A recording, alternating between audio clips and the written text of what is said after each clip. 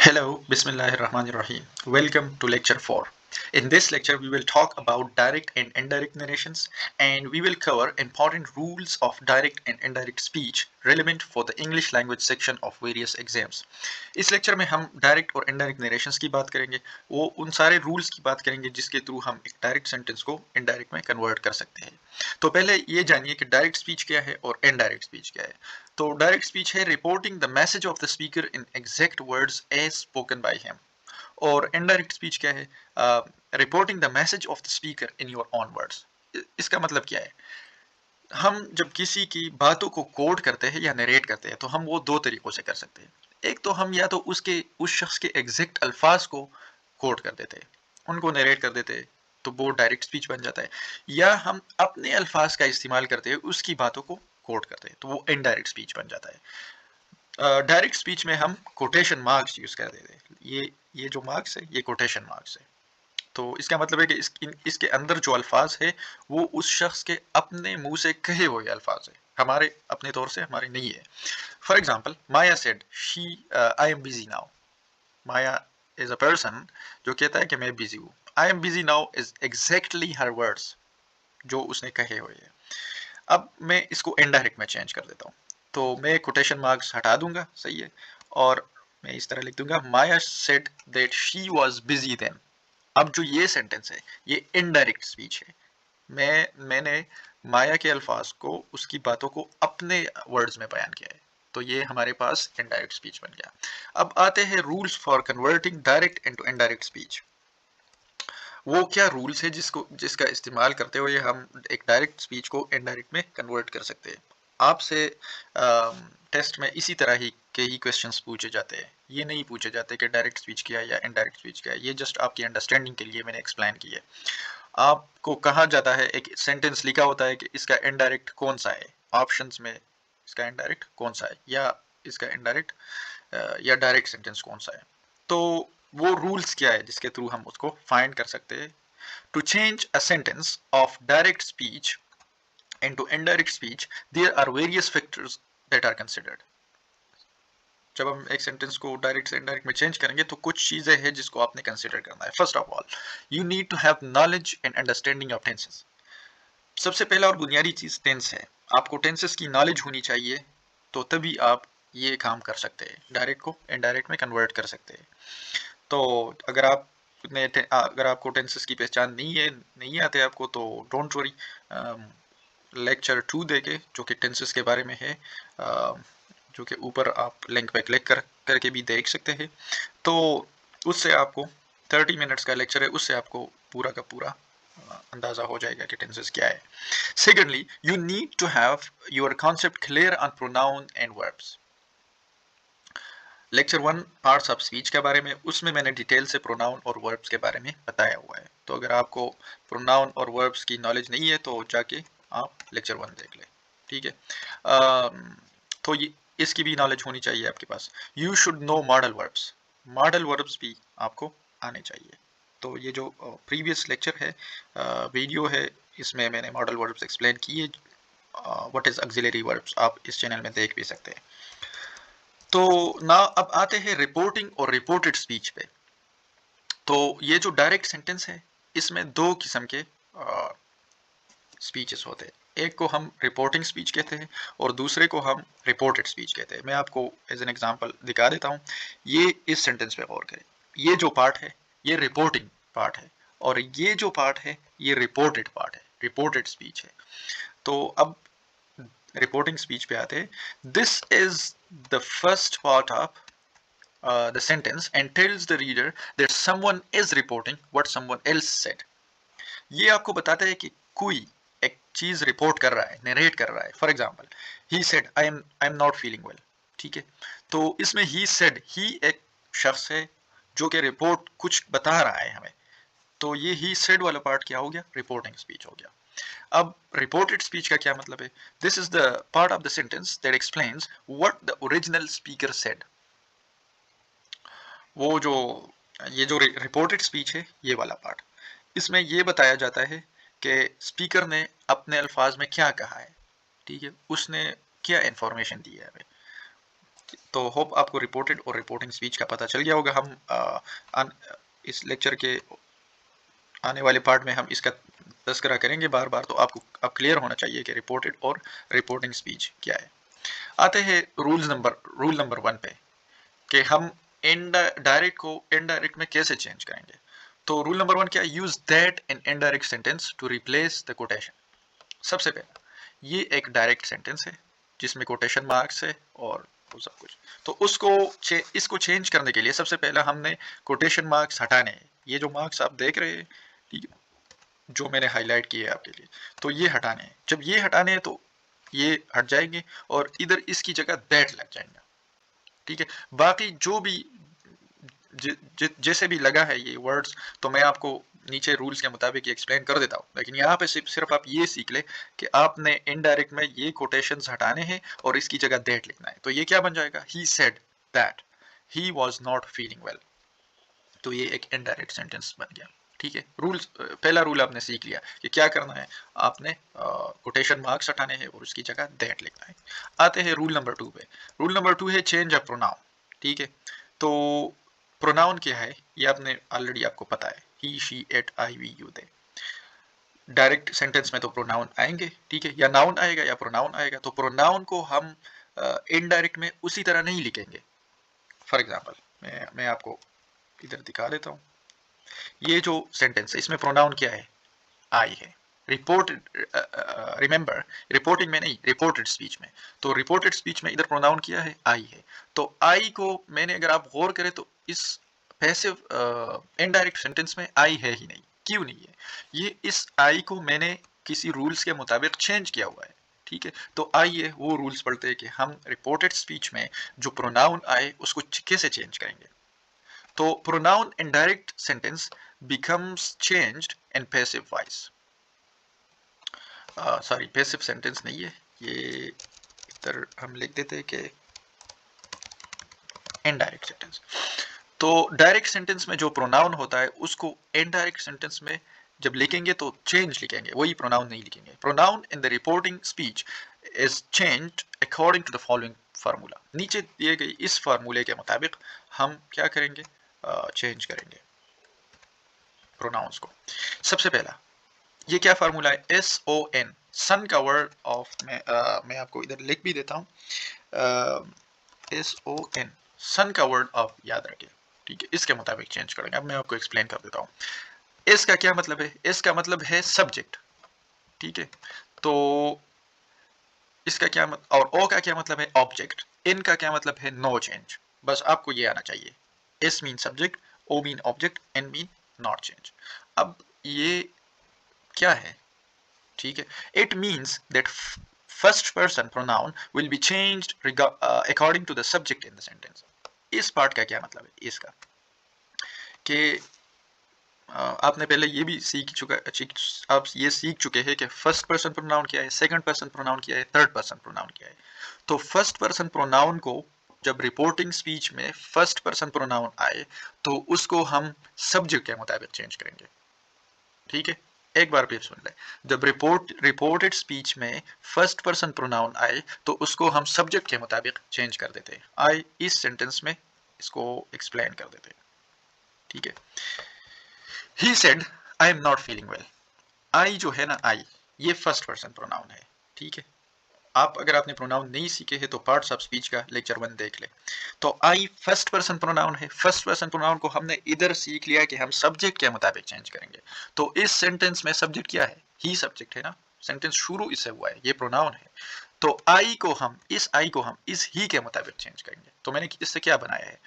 He said तो अपनी जगह पे लग गया, दैट भी लग गया, आई की जगह मैंने दोबारा ही लगा दिया, क्योंकि इधर ही है तो मैं इधर भी ही लगाऊंगा। समझ गए आप? He said that he was not feeling well. अब ये पहला रूल आपने सीख लिया कि फर्स्ट पर्सन प्रोनाउन को हम सब्जेक्ट के मुताबिक चेंज करेंगे। सब्जेक्ट इस सेंटेंस का ये पार्ट होता है, ठीक है। अब ये क्लियर हो गया। आते हैं इस पे, सेकंड पर्सन प्रोनाउन को हम ऑब्जेक्ट के मुताबिक चेंज करेंगे, ठीक है। जिस तरह मैंने आपको कहा कि ये फर्स्ट पर्सन प्रोनाउन है, इधर मैं लिख दूंगा, ओके, मैं एक अनदर सेंटेंस लिखता हूं। कि he said क्या,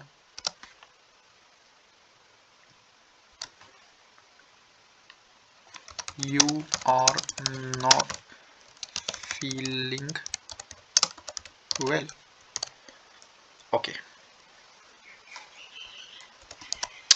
ये मैंने एक सेंटेंस लिख दिया, he said you are not feeling well, वही सेंटेंस है लेकिन यहाँ पे I प्रोनाउन था, या I की जगह मैंने you लगा दिया। ठीक है, तो you क्या है, you सेकंड पर्सन प्रोनाउन है, तो मैंने नीचे इधर आपको क्या कहा कि सेकंड पर्सन प्रोनाउन को ऑब्जेक्ट के मुताबिक चेंज करेंगे। तो अगर मैं गौर करूं इधर इस रिपोर्टिंग स्पीच में, इधर ऑब्जेक्ट नहीं है, जस्ट ही है और सेड है, सेड वर्ब है, ही सब्जेक्ट है। तो अब मैं किसके मुताबिक ये चेंज करूं, मैं इधर लगा दूंगा, ठीक है, मैं स्टार्ट तो कर दूंगा कि ही सेड, ये तो मैंने लिख दिया, और दैट भी मैं लिखूंगा। अब ये इतना तो मुझे पता है, अब मैं यू की जगह क्या लगाऊं, he said that you are not feeling well, ये गलत हो गया। तो याद रखें, जब इधर कोई ऑब्जेक्ट नहीं होता ना, तो हमें पता होता है कि ही सेड टू मी, या तो इधर इस तरह लगे, आपको जो सेंटेंस दिया गया होगा वो इसी तरह का ही होगा, he said to me you are not feeling well. या अगर ये मी पार्ट जो है, टू मी, ये मैं हटा भी दूं, तो मुझे पता चलना चाहिए कि यहाँ पे ऑब्जेक्ट जो है वो क्या है, वो आ, वो मी ही है। मतलब इसने एक बात कही है, जब मैं कोट कर रहा हूँ तो उसने बात मुझे ही कहा होगा, तो जब आ, मुझे ही कहा होगा तो इधर क्या आएगा, मी।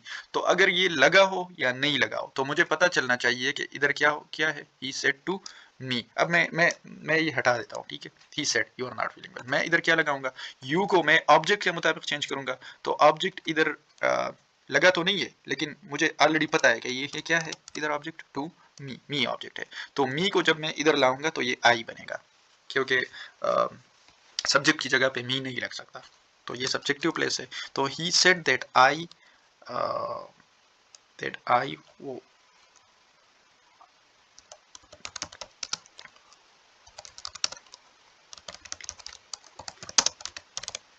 ये मैंने चेंज कर दिया। ओके, आई के साथ वाज लगाते हैं, ठीक है। ये सीख रहे हैं कि वाज वर्ड कहाँ पे लगाएंगे, या इसके आगे जो सेंटेंस है इसके बारे में हम बात करेंगे, लेकिन इधर तक आपने सीखना है। He said that I, he said that तो हमें ऑलरेडी पता है, लेकिन ये आई का नहीं पता कि ये क्यों लगाया। तो ये इसलिए लगाया कि यूज क्या है, सेकंड पर्सन प्रोनाउन है, तो सेकंड पर्सन प्रोनाउन को हम ऑब्जेक्ट के मुताबिक चेंज करेंगे। ये जो रिपोर्टिंग स्पीच है ना, इसमें तीन चीजें हैं, ही सब्जेक्ट है, सेड वर्ब है, मी क्या है, ऑब्जेक्ट है। तो इस प्रोनाउन को देखेंगे कि आया ये हम इसके मुताबिक चेंज करें या ऑब्जेक्ट के मुताबिक चेंज करें। तो जो ये पहला सेंटेंस था इसमें आई था, ये फर्स्ट पर्सन प्रोनाउन था, तो फर्स्ट पर्सन को हम सब्जेक्ट के मुताबिक चेंज कर देते। अब ये सेकंड पर्सन है, तो सेकंड पर्सन को हम ऑब्जेक्ट के मुताबिक चेंज कर दे। ये बात होप आपको क्लियर हो गई, थोड़ा सा इधर एक्सप्लेनेशन करने की ज़रूरत थी। अच्छा, तो अब आते हैं थर्ड पर्सन की तरफ। इनका मतलब है नो चेंज, मतलब third person. Third person pronoun जहां भी आएगा वहां पे हम कोई चेंज नहीं करेंगे, ठीक है, वो प्रोनाउन अपनी जगह पे ही लिखेंगे। इसका मैं आपको एक एग्जांपल लिख देता हूँ, ये ऊपर वाला एग्जांपल की तरह। ही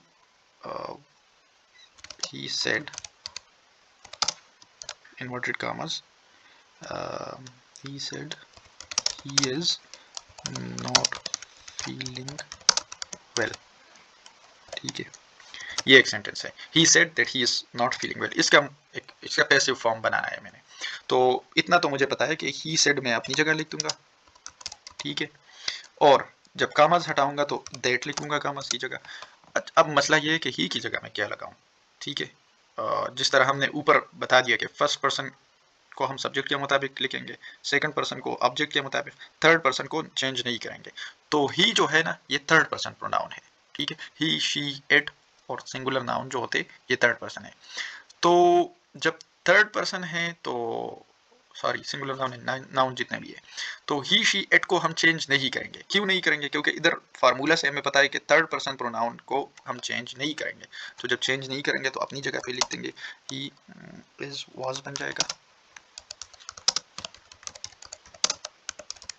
ये कर दिया मैंने सेंटेंस चेंज।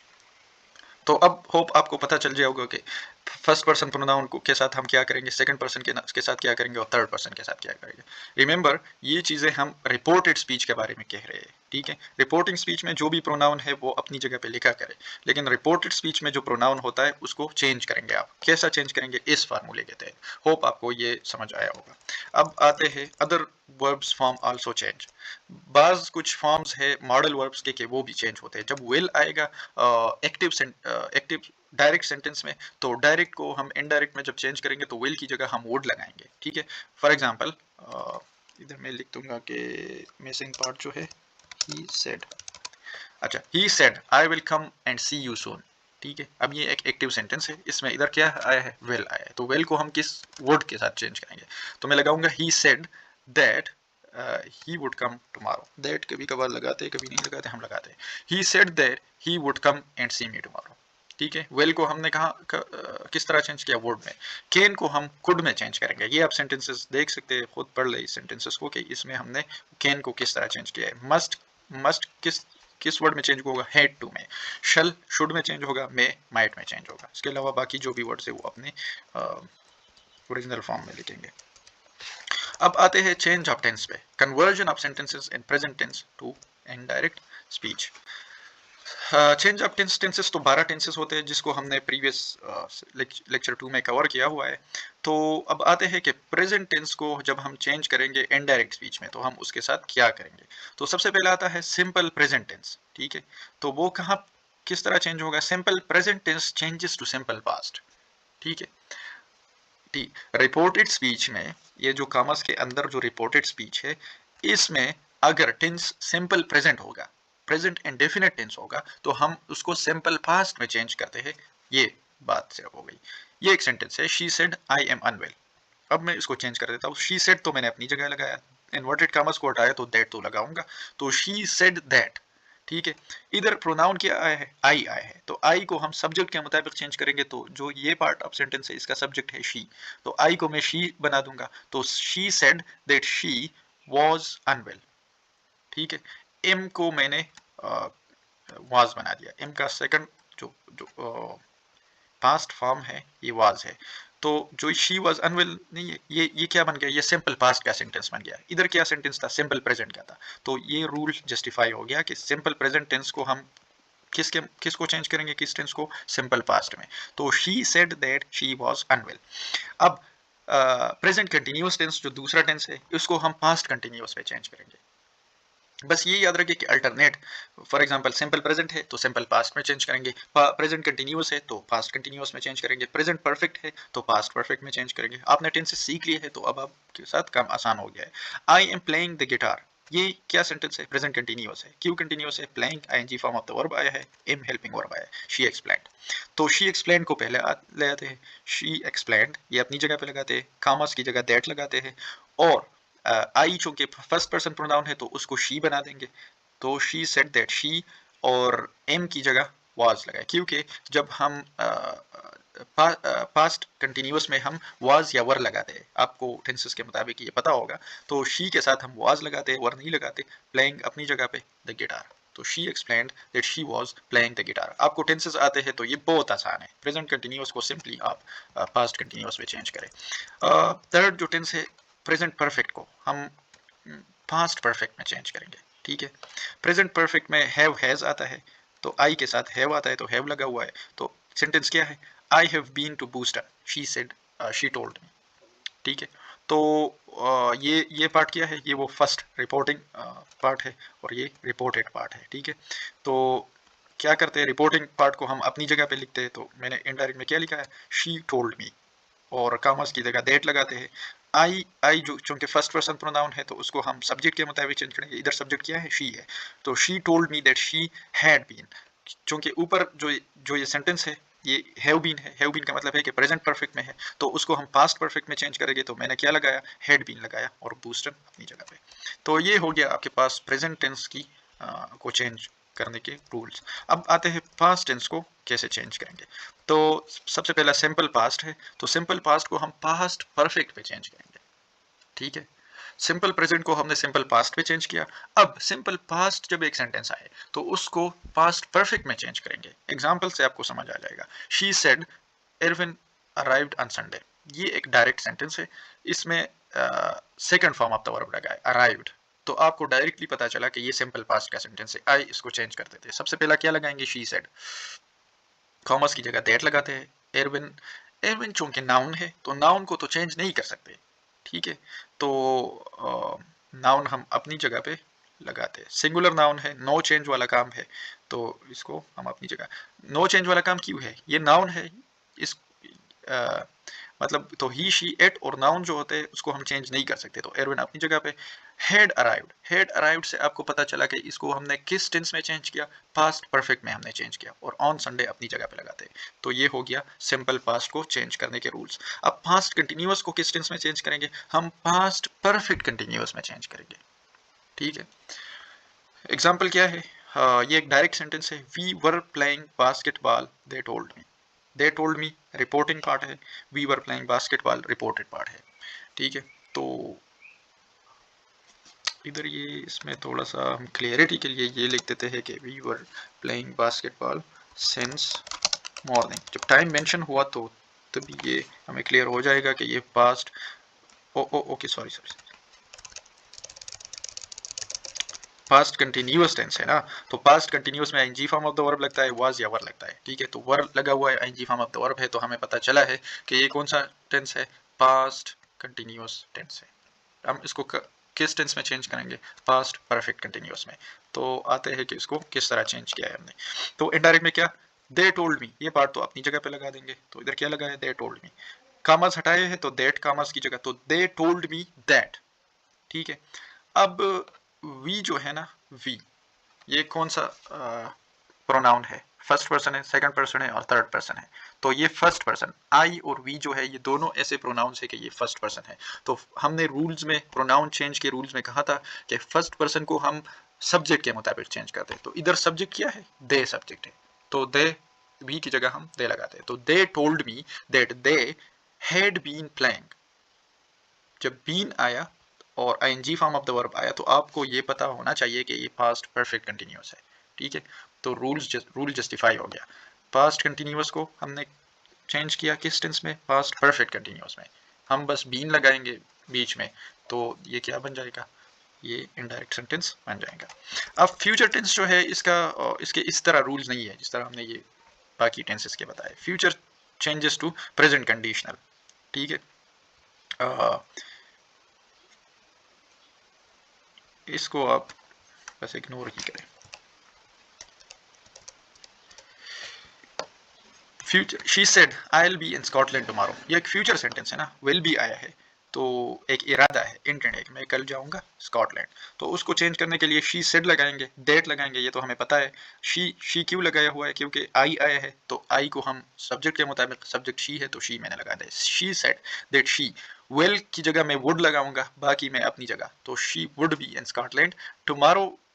कुछ ऐसे अल्फाज है जिसको हम उसी तरह नहीं लिखेंगे, लिख भी सकते हैं उसी तरह, लेकिन वो इतना सेंटेंस को मीनिंगफुल नहीं बनाता। तो she said that she would be in Scotland the next day, tomorrow की जगह मैंने क्या लगाया, नेक्स्ट डे, मीनिंग पे कोई चेंज नहीं आया, ठीक है। टुमारो भी नेक्स्ट डे को ही कहते। अब अगर येस्टरडे आया हुआ था तो मैं प्रीवियस डे लगाता, ठीक है। तो कुछ खास अल्फाज है जिसको आप गूगल पे भी देख सकते हैं या कमेंट में मुझसे आस्क कर सकते हैं, तो उनको हम उसी तरह नहीं लगाएंगे। तो इस पे अपना माइंड क्लियर करें। तो वेल को, जस्ट वेल को मैंने वुड बना दिया, ठीक है। तो इधर भी आई विल है, तो क्या क्या बना दिया, विल से वुड बना दिया। अब बाकी जो टेंस है वो अपनी जगह पे लगाए। तो फ्यूचर का इतना वो खास रूल्स नहीं है, बस वेल को वुड बनाए, शेल को शुड बनाए, ठीक है, और बाकी टेंस अपनी जगह पे लगाए। तो इधर आप सोच रहे होंगे कि हमने बहुत सी टेंसेस बीच में मिस भी किए। For example present perfect continuous मैंने मिस किए, इधर जो है मैंने पास्ट परफेक्ट और पास्ट परफेक्ट कंटिन्यूअस मिस किए, इधर तो फ्यूचर तो सारा ही। तो ये जो मिस हो गई इसके इनडायरेक्ट फॉर्म बनते ही नहीं है, ठीक है। ग्रामर में ऐसे रूल्स नहीं है कि हम इसके इनडायरेक्ट फॉर्म बनाए। तो होप आपको ये लेक्चर मीनिंगफुल लगा होगा और इसने बहुत सी आपके जहन में डाउट्स क्लियर किए होगी। ये एक इंपॉर्टेंट लेक्चर है क्योंकि हर टेस्ट में 1-2 एमसीक्यूज ज़रूर इससे आते हैं और ये बहुत ईजी होते हैं। मतलब ये सरफेस रूल्स आप सीख ले, इतना डीप इसमें मत जाए, सिर्फ ये जो मैंने आपको रूल्स बता दिए ये रूल सीख ले। आपको उधर एमसीक्यूज चॉइस में आपको डायरेक्टली पता चलेगा कि कौन सा ठीक है कौन सा गलत है। ठीक है, गलत का आपको तो डायरेक्टली पता चलेगा कि ये चॉइस गलत है, तो आप एलिमिनेट करते जाए तो सही आपके पास रह जाएगा। तो अगर ये लेक्चर मीनिंगफुल लगा होगा तो kindly like this and subscribe to the channel or stay tuned for other lectures. Thank you so much. Goodbye.